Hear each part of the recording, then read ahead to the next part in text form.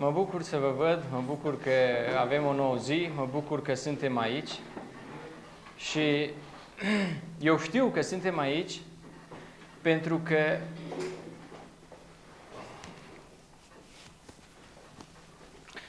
că fiecare dintre noi avem un lucru în comun. Eu sunt sigur de lucrul ăsta, altfel nu am fi aici. Și suntem aici pentru că fiecare dintre noi avem cel puțin o dorință comună. Și aceea de a fi mântuiți. E un lucru extraordinar să îți dorești și să cauți să fii în locul și cu persoanele cu care știi că își doresc același lucru. Sunt oameni care se reunesc și fac afaceri împreună și care au rezultate extraordinare dacă se unesc și fac lucruri bune împreună și se bucură extraordinar. Dar nu există o dorință mai mare sau un ceva mai frumos decât să îți dorești să fii mântuit. E un lucru extraordinar. De asta, în acest sens, fiecare din noi căutăm să vedem cum pot să obțin ce-mi doresc. Și cu mai multă sau mai puțină energie, cu lupte, dar înaintăm. Dumnezeu a îngăduit și a permis ca noi să fim aici. Ne-a împins să fim aici. Dar cu toții știm că pentru asta trebuie să obținem un sigiliu, să avem sigiliul lui Dumnezeu ca să fim mântuiți. Și următorul lucru și următorul eveniment pe care ne interesează, care are de a face cu noi, nu este altceva decât sigiliul lui Dumnezeu.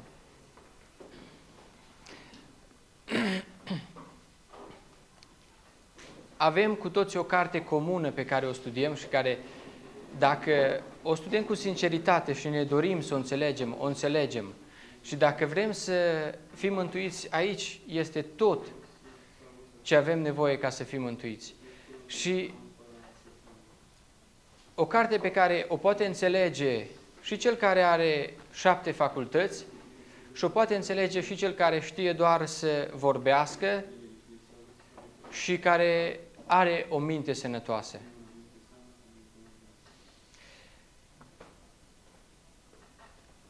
Important pentru noi, din punctul meu de vedere, să ne stabilim prioritățile, să vedem cărui lucru îi dau eu energia mea, îi dau eu puterea mea deasupra oricărui alt lucru. Și prioritatea noastră este să îl cunoaștem și să-L înțelegem pe Dumnezeu. Să vedem care este voia Lui, care este planul Lui, care este următorul lucru care îl are pe agenda Lui, cu poporul Lui, cu noi. Apoi urmează partea de zi cu zi. Este prioritatea numărul 2. Partea de zi cu zi. Care este datoria mea ca om, ca tânăr, care am 2 copii, care am o soție și care locuiesc în Germania și lucrez pe șantier.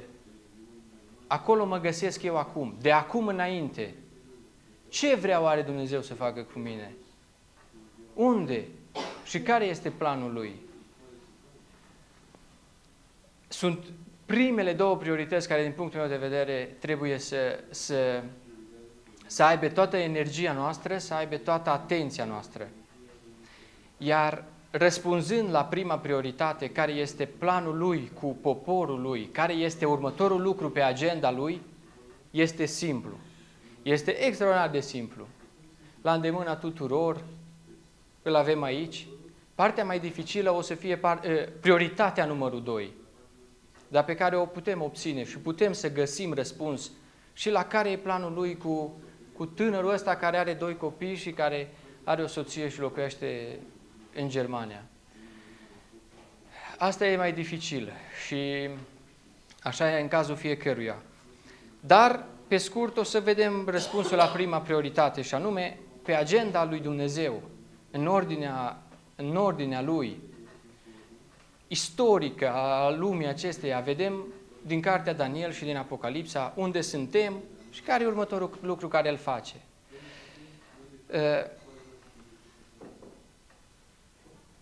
O să citez mai mult din versete pentru că vreau să atingem puțin și prioritatea numărul 2. Din Daniel, capitolul 2, capitol așa de plăcut, de înțeles, de copii, de fiecare dintre noi, în care Nebucadnețar vede o statuie cu un cap de aur, pieptul de argint, partea de mijloc de bronz, picioarele de fier, talpa picioarelor de fier și de lut. Și am înțeles cum capul este Babilonul, pieptul Medo-Persia în ordinea istorică, pe urmă a venit Grecia care i-a cucerit, a venit Roma și apoi spune sora White că noi suntem în timpul picioarelor și degetelor de la picioare, în care există această amestecătură între puterile tare ale lumii, reprezentate prin fier, și puterile slabe prin pământ. Și spune că noi suntem aici. Prin urmare, asta este prezentul unde ne aflăm în profeție. Și următorul lucru este piatra care vine, face o lucrare, crește, se dezvoltă într-un munte mare, umple pământul, iar apoi vine Domnul Iisus. Pe scurt, în ordinea în care ne prezintă profeția biblică, următorul eveniment este această piatră care vine și sfărâmă picioarele. Piatră care, la rândul ei, spune explicația în cartea Daniel, că este împărăția. Este o bucățică mică din poporul lui. Eu știu că superficial am studiat și am înțeles că este Domnul Iisus care vine și ne ia pe toți la El.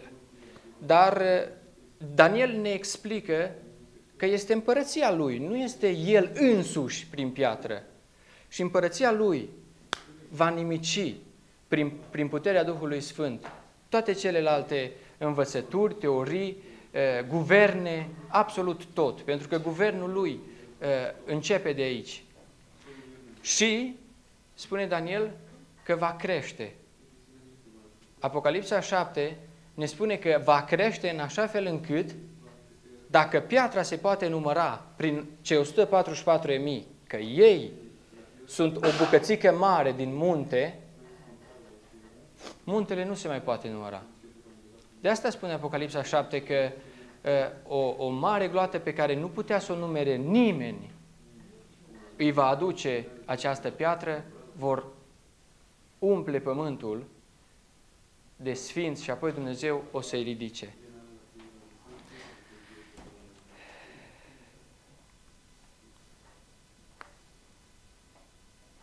Dar pentru a fi printre cei care sunt în această piatră, piatra aceasta este avangarda lui Dumnezeu.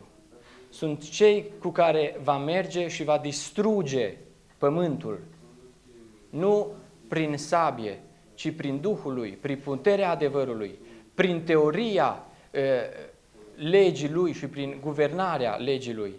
Îl va distruge orice învățătură, va distruge orice lege de guvernare care este imperfectă, fie protestantism, fie orice alt sistem de guvernare care există. Îi va distruge cei 144.000. Dar ei au sigiliul lui Dumnezeu. Sigiliu care se obține printr-o înrădăcinare în adevăr. Asta este ceea ce ne spune cuvântul inspirat. Și aș vrea să citesc acest paragraf.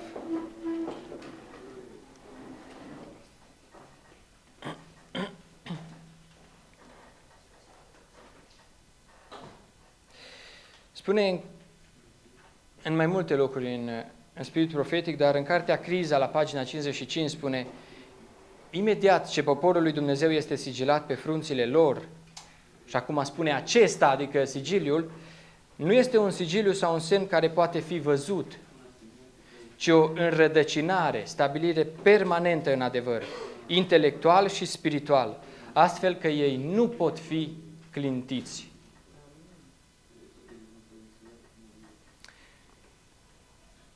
Și atunci prima parte, pentru a îndeplini prima prioritate, este să înțelegem adevărul studiindu-l, să ne înrădăcinăm în el, intelectual și spiritual.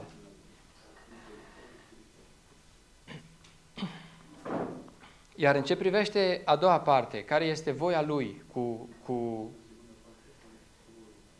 cu mine și cu fiecare din voi, acolo unde suntem și unde ne aflăm și cu ce responsabilități avem fiecare. Pentru că nu știu dacă ați observat, dar viața e plină de responsabilități, de situații de rezolvat, este încărcată de lucruri care ne consumă toată energia. Uneori parcă suntem storși de tot, de cât de multe responsabilități sunt asupra unei singure persoane.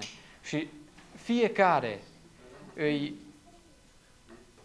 mult solicitat și încercat și provocat în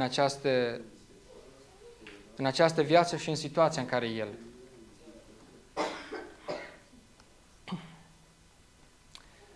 Iar de ce am spus că e mai greu să cunoaștem puțin planul Lui cu noi, cu fiecare din noi, este că noi nu cunoaștem planurile Lui. Și asta vreau să spun cu toată siguranța, că nimeni nu cunoaște planurile lui Dumnezeu. Pe pământul ăsta nu există om care să le cunoască. Fie că este cel mai credincios, înțelept, că studiază cel mai mult. În ce privește planurile lui Dumnezeu, am drepturi egale, adică în aceeași măsură nu le cunosc eu cum nu le cunoaște orice credincios de pe pământ. Și de ce spun asta? Pentru că nu le-a cunoscut nici Moise, nu le-a cunoscut niciun om din Biblie. Adică, pardon, nu Moise. Când spun că nu cunoaștem planurile lui Dumnezeu, mă refer la acele planuri care nu sunt explicate de profeții Lui. Pentru că în Amos, Dumnezeu spune că Dumnezeu nu face nimic fără să-și descopere taina sa slujitorilor săi profeții. În afară de ceea ce stă scris între aceste două coperți, niciun plan pe care Dumnezeu îl are, nu-l cunoaște nimeni. Și eu vreau să vă întreb, voi credeți că planurile lui Dumnezeu sunt doar cele care sunt aici?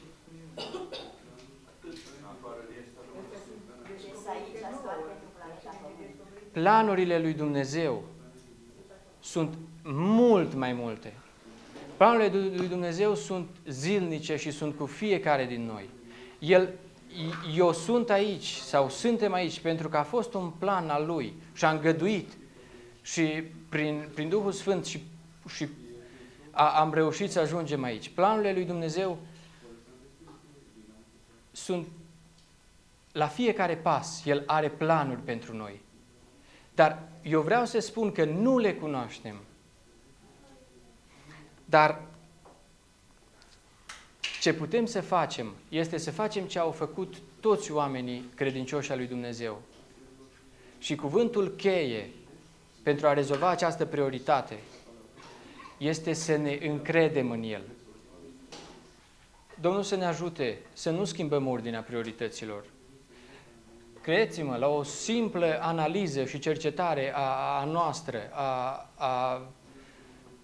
nu știu, o simplă analiză, e foarte ușor să ne dăm seama că sunt primele două priorități în viața noastră.